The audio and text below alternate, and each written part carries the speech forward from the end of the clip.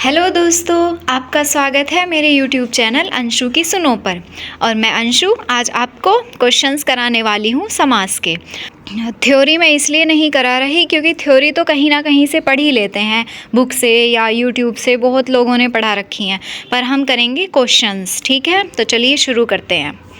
पहला क्वेश्चन है, जब प्रथम शब्द संख्यावाची और द्वितीय शब्द संज्ञा हो तो कौन सा समास होता है? तो बताइए कौन सा शब्द होगा जिसमें संख्यावाची पहला शब्द और दूसरा शब्द संज्ञा। हमें दूसरा शब्द देखने की ज़रूरत ही नहीं है, जहाँ संख्यावाची आ जाए समझ लो वो द्विगु होता है। ठीक है, आगे चलते हैं। आप बीती शब्द में कौन सा समास है? पर आप बीती का जो विग्रह होगा, समास विग्रह, वो होता है आप पर बीती। तो यहाँ पर आ रहा है तो इसीलिए तत्पुरुष समास होगा। धान की कोठी में कौन सा समास है? धान की कोठी, धान कोठी को धान की कोठी, इसका समास विग्रह तो की आ रहा है, इसका मतलब तत्पुरुष समास। चरण कमल में कौन सा समास है? चरण कमल। और कर्मधारय समास की क्या पहचान है? कर्मधारय की पहचान ये है कि उसमें एक शब्द होता है विशेष्य और दूसरा शब्द होता है विशेषण। तो इसमें चरण और कमल यानी कि चरण जिसके कमल के समान है, तो एक शब्द हो गया विशेष्य, एक शब्द हो गया विशेषण, यहाँ हो गया कर्मधारय समास। आगे चलते हैं। कौन सा कथन पूरी तरह तत्पुरुष समास से संबंधित है? तत्पुरुष समास से बताइए, पूर्व पद प्रधान होता है या पूर्व पद संख्यावाची? संख्यावाची तो बिल्कुल नहीं, क्योंकि यहाँ द्विगु होता है। संख्यावाची कौन होता है? द्विगु। उत्तर पद प्रधान होता है या पूर्व पद अव्यय? अव्यय में ये नहीं हो सकता, क्योंकि अव्यय जो शब्द होता है वो अव्ययी भाव समास में होता है। तो यहाँ इसमें होता है उत्तर पद प्रधान, पूर्व पद प्रधान नहीं होता। आगे चलते हैं। जिस सामासिक शब्द में पूर्व पद और उत्तर पद गौण होते हैं और कोई तीसरा पद प्रधान होता है तो उस समास को क्या कहते हैं? बहुब्रीहि समास। आप सभी को लग रहा होगा कि ये तो टिक लगा कर लाइए सारे, तो इसके लिए मैं माफ़ी चाहूँगी। ये टिक मैंने अभी नहीं लगाए, ये मैंने जब लगाए हैं जब मैंने लेखपाल की तैयारी की थी, लेकिन मुझे पता नहीं था कि कभी मुझे वीडियो भी बनानी पड़ेगी, तो उसी समय के ये टिक लगे हुए हैं। अब इन्हें हटा तो सकती नहीं हूँ, क्योंकि पेंसिल से होते तो मिटा भी लेती।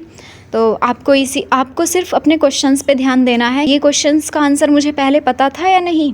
तो चलिए आगे है। योगी शिवेंद्र कुशासन पर विराजमान है, रेखांकित पद में कौन सा समास है? रेखांकित क्या है? कुशासन। अब इसमें कौन सा समास हो सकता है? भाई बहुब्रीहि तो बिल्कुल नहीं, हम ऑप्शंस के अकॉर्डिंग देखेंगे। द्वंद्व भी नहीं, क्योंकि द्वंद्व में यहाँ योजक चिन्ह आना चाहिए या फिर और आना चाहिए जब हम समास विग्रह करते हैं। तो योजक चिन्ह नहीं है। बहुब्रीहित किसी तीसरे पद की ओर संकेत नहीं किया। मध्यम पद लोपी तत्पुरुष, यहाँ मध्यम पद कौन सा लोप हो रहा है? बिल्कुल भी नहीं होगा। तो इसमें आंसर होगा कर्मधारय। हमने ऑप्शन से कर दिया ये कुशासन, जो बुरा है शासन। इसका समास विग्रह जो बुरा है शासन, यानी एक विशेष्य एक विशेषण। शासन यहाँ विशेष्य हो गया और विशेषण क्या है? कु अर्थात बुरा। दो या दो से अधिक शब्दों के मेल से नए शब्द बनाने की क्रिया को क्या कहते हैं? तो सीधा आंसर है समास, क्योंकि दो या दो से अधिक शब्दों के मेल से समास बनता है। द्विगु समास का उदाहरण चुनिए। अब द्विगु भाई चौमासा, नवरत्न, पंचवटी तीनों ही है। क्यों है? क्योंकि द्विगु में होता है कोई संख्यावाची शब्द। चौमासा अर्थात 4 मास, नवरत्न यानी 9 रत्नों का समूह, पंचवटी यानी 5 वटों का समूह। तो क्या हो गए? ये सभी हो गए।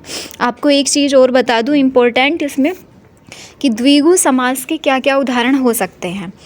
1 से लेकर 9 तक की जितनी संख्या आएंगी, प्लस में 10, 20, 30, यानी जो पूर्ण संख्या एक तरह से हम कहें, जो ज़ीरो के लास्ट में जीरो आए, जैसे 100 या 1000, ये सब किस में आएंगी? द्विगु के अंदर आएंगे। ये सब क्या हैं? द्विगु।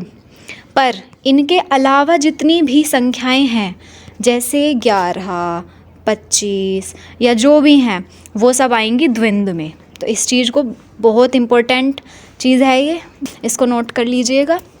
यहाँ पे 4, 9, 5 ऐसे आ रहा था, इसलिए यहाँ हो गया द्विगु समास। तो क्या बताया अभी? 1 से लेकर 9 तक, प्लस में 10, 20, 30, 40, 50, 60, 70, 80, 90, 100, 1000, 10,000, शताब्दी, इन सब में क्या आएगा? द्विगु समास। लेकिन इनके अलावा जो बीच की चीज़ें आएंगी, जैसे 11, 15, 19, 25, 33, वो सब द्वंद्व समास में आ जाएंगे। आगे चलते हैं हम। यथासंभव पर। यथासंभव में कौन सा समास है? इसमें हो जाएगा अव्ययी भाव, क्योंकि अव्ययी भाव में यथासंभव, यथाशक्ति, यथा समय इस टाइप के आते हैं, जिसमें पूर्व का पद अव्यय होता है। देश निकाला का सामासिक विग्रह क्या होगा? अब देश में थोड़ी निकाल देंगे कोई, गलत। देश का निकाला कैसे हो जाएगा? देश में नहीं निकाल सकते, देश से निकाला। सिंपल था ये तो। पंचपात्र में कौन सा समास है? पंचपात्र, यहाँ 5 आ गया फिर से, पंचपात्र, तो इसका मतलब द्विगु समास। आगे कर्मधारय और द्विगु समास आते हैं, किसके अंतर्गत आते हैं?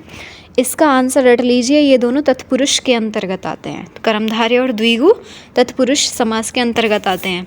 ये क्वेश्चन आया हुआ है मध्य प्रदेश विस्ताराधिकारी में। नयन, अब यहाँ मृग के समान जो नयन, इसका मतलब ये कर्मधारय समास हुआ। किस शब्द में तत्पुरुष समास है? तत्पुरुष। अब देखो पीताम्बर में कौन सा है? पीताम्बर में 2 समास है, एक तो बहुब्रीहि और एक कर्मधारय। पीताम्बर में 2 समास है, एक तो बहुब्रीहि है और एक कर्मधारय है। त्रिभुवन में हो जाएगा द्विगु समास, और दौड़ धूप में अव्ययी भाव समास। लेकिन बचा मधुमक्खी, वो है तत्पुरुष। द्वंद्व समास क्या है? इसमें द्वंद्व समास कौन सा है भाई? यथासंभव अव्ययी भाव है, देशभक्ति, देश के लिए भक्ति या देश की भक्ति तत्पुरुष हो गया, पीताम्बर कर्मधारय हो गया। बचाइए देश विदेश, अर्थात देश और विदेश, तो यहाँ हो गया द्वंद्व समास। ठीक, अब समास के कितने भेद होते हैं? तो जी समास के 6 भेद होते हैं। किस समास में शब्दों के मध्य में संयोजक शब्द का लोप होता है?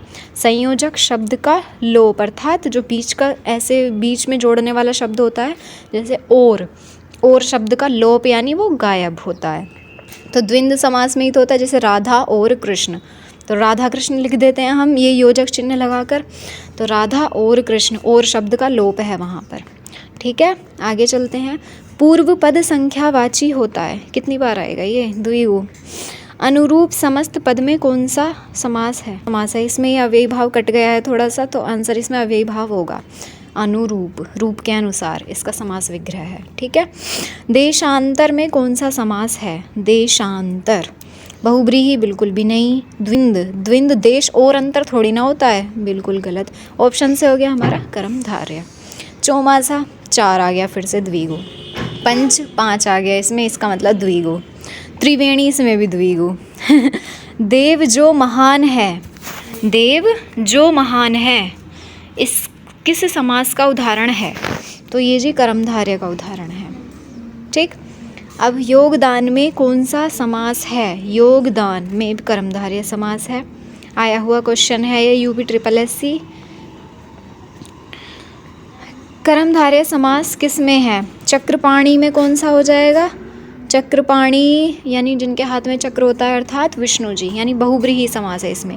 4 युग, चतुर्युग, इसमें द्विगु समास है। माता पिता में द्वंद्व समास है। अब बचा नीलोत्पल, कर्मधारय है।